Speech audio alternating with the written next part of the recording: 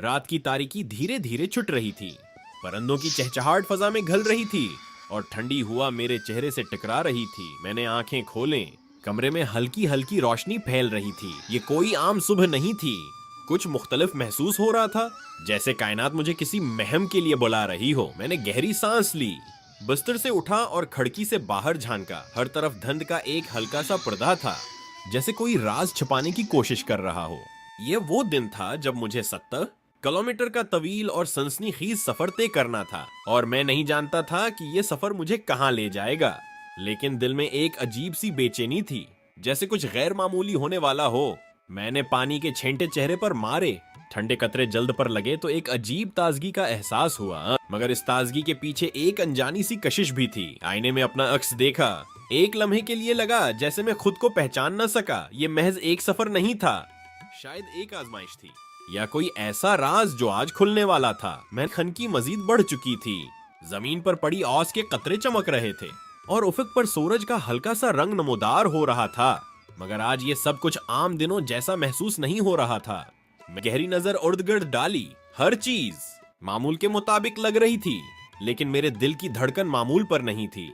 जैसे ही मैंने पहला गियर लगाया और मोटरसाइकिल आगे बढ़ी, एक लम्हे के लिए ऐसा महसूस हुआ जैसे वक्त रख गया हो, जैसे मैं किसी और ही दुनिया में दाखिल हो रहा हूँ। रास्ता सुनसान था, दोनों तरफ हरे भरे खेत, दौर कहीं पहाड़ों के साए, और दरमियान में वो लंबी सीधी सड़क जिस पर मैं अकेला था, या शायद अकेला नहीं था, चलती हुई हुआ।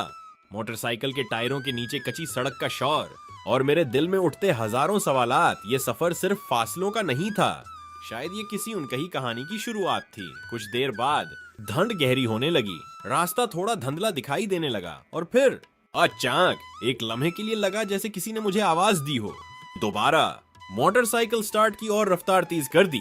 अब रास्ते में हर चीज मामूल के मुताबिक नजर आ रही थी, मगर मेरे जहन में वो लम्हा जम चुका था। क्या वो मेरा वहम था, या वाकई कोई था जो मुझे रोकना चाहता था, या शायद ये सफर किसी पोशीदा हकीकत की तरफ जा रहा था जिसका मुझे अभी इल्म नहीं था।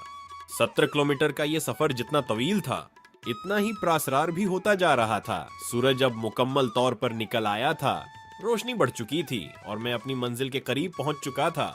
मगर वो लम्हा, वो अजीब सी आवाज और वो इन देखे साए अभी तक मेरे दिमाग में गूंज रहे थे। मैं अपनी मंजिल पर पहुंचा। अगर आप ये जानना चाहते हैं कि मैंने रास्ते में क्या महसूस किया था, तो इस वीडियो को आखिर तक देखें, चैनल को सब्सक्राइब करें और तबसरे में मुझे बताएं, क्या कभी आपने भी सफर में कोई ऐसा लम्हा महसूस किया है जो आम नहीं था। अगली वीडियो मैं इस सफर के मजीद हैरानकुन इंकिशाफात करूंगा, तो तैयार रहिए, क्योंकि ये कहानी अभी खत्म नहीं हुई।